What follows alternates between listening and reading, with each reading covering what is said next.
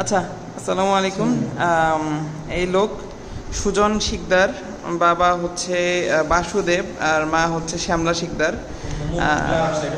আচ্ছা, ওইটা সমস্যা নেই। বাসা হচ্ছে এই যে রাজবাড়িতে, এটা আমরা দেখে নেবেন। এই লোক হচ্ছে 2 বছর আগে সে হচ্ছে মুসলিম হয়েছিল তার কথা মতো, এবং তার বাসায় খোঁজ নিয়ে, মানে রাজবাড়ি এলাকায় যেসব মেম্বার আছে বা যারা হচ্ছে যে আমাদের দাওয়াতি কাজের সাথে, আপনি একটু এই ক্যামেরার দিকে তাকান, মুখটা একটু ক্যামেরার দিকে। হ্যাঁ, আচ্ছা, একটু আরেকজন লাইট ধরেন তো ওনার মুখে।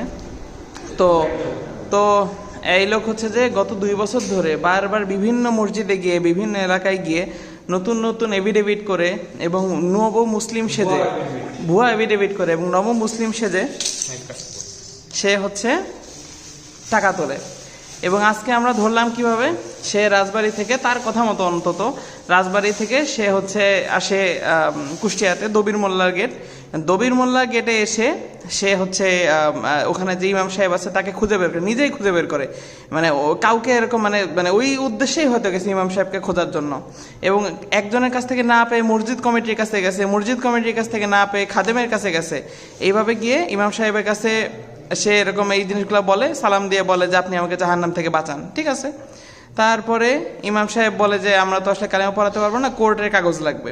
সে গিয়ে, আজকে শনিবার, আজকে কোর্ট বন্ধ, আজকে গিয়ে সে এরকম কোর্টের কাগজ করায় নিয়ে আসে এবং সে মোস্ট প্রবাবলি হচ্ছে ভুয়া কাগজ। এবং সে আর কি ক্লেম করে যে আচ্ছা সে বাসা থেকে পালায় আসছে, তার কাছে কোনো টাকা পয়সা নাই, এরকম হ্যান ত্যান। কিন্তু আমরা এইমাত্র তার ব্যাগ চেক করে দেখলাম যে এই যে অনেক টাকা, এর পাশাপাশি 2000 টাকা, 50 টাকার অনেকগুলো নোট, এই যে 100 টাকার নোট, সব টাকা তার কাছে। এবং এর পাশাপাশি সে হচ্ছে এই যে এই ফোনটা চালাচ্ছিল, এই ফোনের মধ্যে সে একটা তৃতীয় একটা সিম, একটা আননোন একটা সিম ব্যবহার করে সে এটা চালাচ্ছিল। এবং আমরা তার কাছ থেকে খুঁজে আরো সিম পাই আর কি। আচ্ছা, এরপরে সে হচ্ছে এই যে পূজা ঠিকানা, বাড়ির ম্যানেজার সজীব, এইগুলা আমাদের কাছে আছে। এর পাশাপাশি এই যে ভুয়া যে ইনফোগুলা, এই যে তার ছবি, এই যে তার ছবি, এবং সে হচ্ছে এই যে PM সিরাজুল ইসলাম, তার কাছ থেকে সে এরকম করায় নিয়ে আসে। এবং তারিখ কত, তারিখ হচ্ছে 25/10, মানে উপরে একটা মার্কার দিয়ে লিখে দিয়েছে খালি যে 25/10। আচ্ছা, ঠিক আছে। এর পাশে আজকে কিন্তু শনিবার, আজকে কোর্ট বন্ধ। আচ্ছা, এই যে 25/10-এর সে এরকম করে আনছে, সব কিছু ইনফরমেশন আছে এখানে। আচ্ছা, এর বাইরে এই যে গেল, তারপরে ঠিক আছে।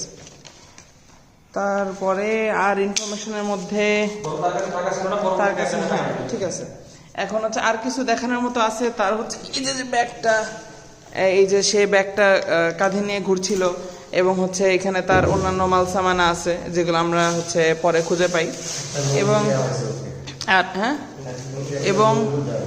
এবং আচ্ছা, তাকে হচ্ছে বিভিন্ন হাদিয়া দেওয়া হয়। এবং হচ্ছে ওই মসজিদে সে হচ্ছে এভিডেভিট করায়, পরে আবার হচ্ছে ওই ইমাম সাহেবের কাছে যায়, বলে যে আমি হচ্ছে মুসলিম হতে চাই। তারপরে সে ওখানে মাগরিবের সময় আবার হচ্ছে সবার সামনে কালিমা পড়ে, ওইটা আমরা হচ্ছে ভিডিও করে রাখছি। ইল্লাল্লাহু ওয়া আশহাদু আন্না মুহাম্মাদান আবদুহু ওয়া রাসূলু, আমি সাক্ষ্য দিচ্ছি আল্লাহ ছাড়া আর কোনো মাবুদ নেই, তিনি একমাত্র ইবাদতের উপযুক্ত, মূর্তি পূজা ইবাদতের উপযুক্ত নয়। এবং আমি আরও সাক্ষ্য দিচ্ছি হযরত মুহাম্মদ মুস্তাফা সাল্লাল্লাহু আলাইহি ওয়াসাল্লাম আল্লাহ তাআলার বান্দা ও রাসূল। এখন থেকে আমি সুজন সরকার ইসলাম গ্রহণ করলাম, আব্দুল্লাহ নাম ধারণ করলাম।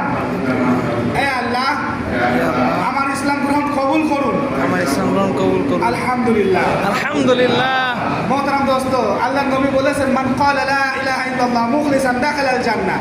যদি কোনো ব্যক্তি একই নয় ইখলাসের সাথে একাগ্র চিত্তে একনিষ্ঠভাবে মনে প্রাণে ইসলামকে গ্রহণ করে, তাহলে সে দাখালাল জান্নাহ, জান্নাতে প্রবেশ করবে। সুবহানাল্লাহ। জীবনের জিন্দেগীর সমস্ত গুনাহ আল্লাহ মাফ করে দেবে, এবং গুনাহের জায়গা নেকি দ্বারা আল্লাহ বদলে দেবে।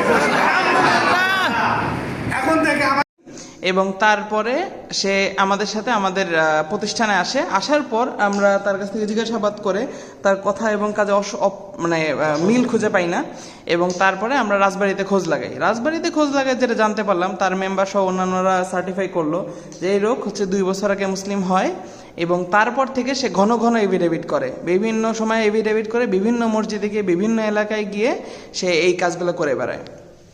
তো তাই আমরা হচ্ছে যে এখন লোকটার সাথে জিজ্ঞাসাবাদ করে সে সব কিছু স্বীকার করেছে, তার ফ্যামিলি মেম্বারদের সাথে কথা হয়েছে।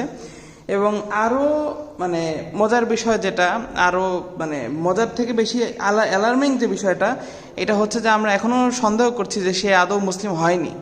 সে মোস্ট প্রবাবলি, এবং তার হচ্ছে যে মোস্ট প্রবাবলি ইসকনের সদস্য, এবং তার যে হচ্ছে যে এক্সটার্নাল জেনিটেলিয়া আছে, যে পেনিস আছে, যে তার যে যৌনাঙ্গ আছে, এটা এখনো পুরোপুরি কাটা না, মোস্ট প্রবাবলি একটুও কাটা হয়নি, সম্ভবত একটু খসে পড়ে গেছে, ওইটাই সে দেখাতে চায়। তো বেশিরভাগ সম্ভাবনায় সে এখনও অমুসলিম, এখনও হিন্দু, এখনও ইসকনের সদস্য মোস্ট প্রবাবলি। এবং সে আমাদের এই ইমাম সাহেবকে এবং অন্যান্য বিভিন্ন জায়গার বিভিন্ন মানুষকে বিভিন্ন সময় ফাঁসিয়ে দিয়েছে। একটা ভালো সম্ভাবনা আছে সে ইন্ডিয়ার এজেন্ট এবং ইসকনের এজেন্ট, এবং তার উদ্দেশ্যই হচ্ছে যে মুসলিম ইমামদের খুঁজে বের করে তাদেরকে নিরাপত্তা হানিতে ঢেলে দেওয়া। তো এই পর্যন্ত সবাইকে সতর্ক করার জন্য আমরা দেখি তার বিরুদ্ধে কি স্টেপ নেওয়া যায়। আলহামদুলিল্লাহ, আমরা যখন এই লোককে ধরি এবং এত জিজ্ঞাসাবাদ করার পরে সে আমাদেরকে বলে যে সে মুসলিম হিসাবেই থাকতে চায় এবং সে তাবলিগ জামাতে যেতে চায়। তো এই জন্য আমরা তাকে নিয়ে অনেক দৌড়াদৌড়ি করি। ওই রাতে আমাদের একটা ছেলে রাত 12টার সময় ছুটে চলে যায় তার সাথে ঢাকার কাকরাইল মার্কাজে চলে যায়, কিন্তু কাকরাইল মার্কাজ তাকে নিতে চায়নি, কারণ তার লোকাল মার্কাজের রেফারেন্স নেই।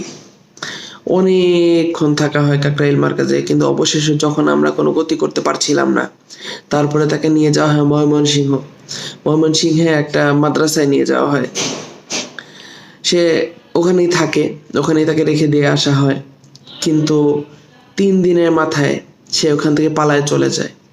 সে বাজারে গিয়ে বলে যে তাকে নাকি ধরে নিয়ে আসা হয়েছে এবং সে বাসায় যেতে চায়। এইভাবে সে আবার টাকা তুলে সে চলে যায়। তো আল্লাহর রহমতে আমরা চেষ্টা করেছি তাকে হেদায়েতের পথে আনার। তো আসলে এখান থেকে বোঝা যায় যে আমরা যতই চেষ্টা করি না কেন, হেদায়েত আসলে আল্লাহর হাতে। আল্লাহ যাকে ইচ্ছা তাকেই হেদায়েত দান করবেন।